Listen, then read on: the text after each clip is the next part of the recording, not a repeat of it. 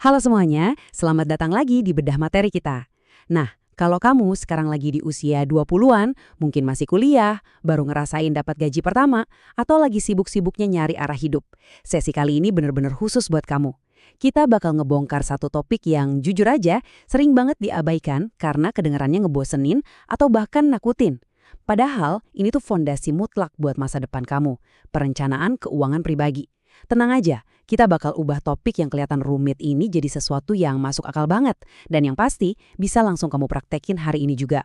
Coba deh jujur, kemana perginya uang gajimu bulan ini? Familiar kan sama pertanyaan itu? Ini memang misteri terbesar buat kita-kita yang ada di usia 20-an. Tanggal gajian tuh rasanya kayak perayaan besar. Tapi baru pertengahan bulan, saldo rekening udah menyusut drastis. Serasa uang tuh punya kaki, terus lari gitu aja. Fenomena gaji cuma numpang lewat ini emang kekacauan universal banget. Tapi santai, kamu nggak sendirian kok. Dan kabar baiknya, siklus ini tuh bisa banget kita putus. Jadi, ini peta jalan kita buat sesi kali ini. Pertama, kita bahas mindset keuangan usia 20-an. Kedua, aturan mengatur uang 50-30-20. Ketiga, gimana mulai membangun dana darurat. Keempat, investasi cerdas dengan modal kecil. Dan kelima, kenapa konsistensi itu menentukan masa depanmu. Oke, langsung aja kita masuk ke bagian pertama, mindset keuangan usia 20-an. Gini, cara paling gampang buat ngubah pandangan kamu soal uang adalah dengan paham bedanya aset dan liabilitas. Simpelnya, aset itu sesuatu yang naruh uang ke dalam kantongmu. Contohnya investasi, bisnis kecil, atau bahkan skill baru yang bisa ngasilin cuan. Nah, sebaliknya, liabilitas itu yang terus-terusan nyedot uang kamu. Kamu harus hati-hati banget nih sama jebakan gaya hidup dan tren utang konsumtif kayak pay later yang kadang kita klik tanpa pikir panjang. Kalau kamu nganggap uang cuma sekedar alat buat pamer atau langsung dihabisin, wah itu sih resep jitu menuju stres finansial. Ingat ya, uang itu sebenarnya adalah alat untuk membeli kebebasanmu di masa depan. Lanjut ke poin kedua, aturan mengatur uang 50-30-20. Nah, aturan ini tuh senjata rahasia yang kuncinya ada di kesederhanaan. Gampang banget pembagiannya. 50% dari pendapatan kamu itu buat kebutuhan pokok, kayak makan sehari-hari, bayar kos, atau ongkos transportasi. Terus 30% buat keinginan. Yes, bener banget, kamu masih boleh kok nongkrong, ngopi cantik, atau nonton konser. Dan sisa 20%-nya, ini yang penting, disisihkan buat tabungan dan investasi masa depan. Tapi dengerin ini baik-baik ya, kalau 20% kerasa terlalu berat buat sekarang, nggak apa-apa banget. Mulai aja dari 10% atau 5% juga boleh.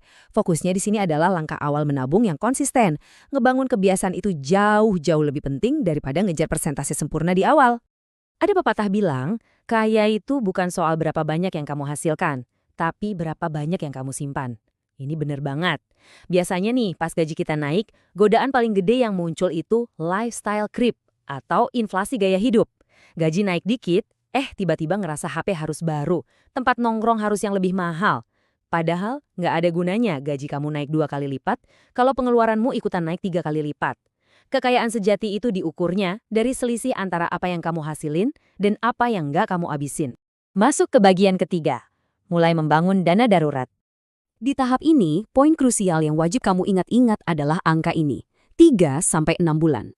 Dana darurat itu bukan uang buat liburan dadakan ke Bali ya, tapi ini adalah jaring pengaman kamu. Angka ini tuh mewakili biaya hidup kamu selama 3-6 bulan ke depan yang disiapin khusus buat ngadepin situasi krisis. Kayak tiba-tiba kena PHK, sakit, atau ada urusan keluarga mendadak. Punya dana darurat itu ibarat punya napas panjang pas lagi krisis, jadi kamu nggak perlu panik sampai harus nyari utangan pinjol. Biar kebayang, mari kita bikin konsep ini lebih nyata. Katakanlah biaya hidup rutin kamu, ingat ya, biaya hidup pokok bukan gaji. Itu 3 juta rupiah sebulan. Berarti, target dana darurat idealmu itu ada di kisaran 9-18 juta rupiah. Kedengarannya gede banget, jangan ciut dulu. Cara ngebangunnya tuh sederhana banget kok. Kamu tinggal cicil tiap bulan dari alokasi tabungan yang kita bahas tadi. Sisihin di awal bulan, begitu gajian cair, masukin ke rekening yang beda, terus lupain aja. Lakuin ini secara otomatis tiap bulan sampai targetnya tembus. Oke, sekarang yang keempat, investasi cerdas modal kecil. Kalau zaman dulu, investasi itu kesannya eksklusif banget ya kan? Kayak cuma buat orang kaya. Tapi sekarang beda cerita. Ada banyak banget instrumen yang super ramah buat pemula. Misalnya reksadana, di mana kamu bisa investasi di pasar modal, dibantu manajer investasi profesional. Dan percaya nggak, kamu bisa mulai cuma dari Rp100.000 aja. Terus saham dan emas digital juga sekarang gampang banget diakses, langsung dari HP kamu. Intinya, kamu nggak butuh modal puluhan juta buat mulai. Yang kamu butuhin cuma keberanian buat ngambil langkah pertama, buka akunnya, dan mulai sisihin porsi kecil uangmu secara rutin. Nah, mumpung kamu masih di usia 20-an, kamu tuh punya senjata paling kuat di dunia investasi, yaitu waktu. Semakin lama uang kamu diinvestasikan, semakin dia bakal beranak pinak lewat apa yang namanya compounding interest, atau gampangnya bunga berbunga. Uang kamu ngasilin keuntungan, nah keuntungan itu diputar lagi dan ngasilin keuntungan lagi. Percaya deh, mulai dengan nominal kecil hari ini itu secara matematis jauh lebih bernilai daripada kamu baru mulai dengan nominal besar tapi 10 tahun dari sekarang.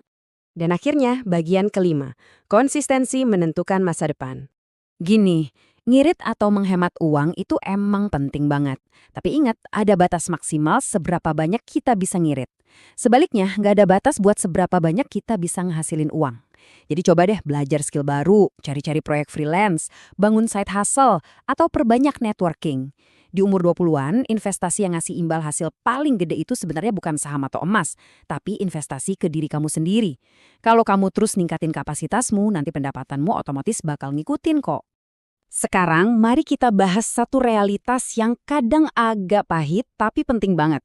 Pasti gampang kan ngerasa insecure atau tertinggal pas lihat teman sebaya pamer mobil baru atau liburan mewah di medsos? Tapi ingat loh, apa yang kamu lihat di media sosial itu cuma highlight reel-nya mereka aja, bukan kenyataan finansial mereka sehari-hari di balik layar. Kesehatan finansial itu ibarat lari maraton yang panjang dan sifatnya personal banget, bukan lomba lari sprint cuma buat pamer ke orang lain secara instan. Jadi, tutup mata aja dari standar orang lain dan fokuslah sama garis finish kamu sendiri. Sebagai penutup sesi ini, aku mau ninggalin satu pertanyaan yang lumayan bikin mikir nih. Masa depan finansial yang sehat itu gak datang dari keberuntungan atau menang undian. Itu dibangun pelan-pelan lewat kebiasaan kecil yang kamu lakuin tiap hari. Kalau kamu ngambil satu aja, langkah nyata dari materi kita hari ini, entah itu mulai nyatat pengeluaran, nyisihin sebagian gaji bulan ini, atau sekedar buka akun reksadana, kira-kira diri kamu di usia 30 nanti bakal berterima kasih nggak sama kamu yang sekarang? Jawabannya ada di tanganmu. Terapin ilmunya pelan-pelan dan sampai jumpa di bedah materi kita selanjutnya.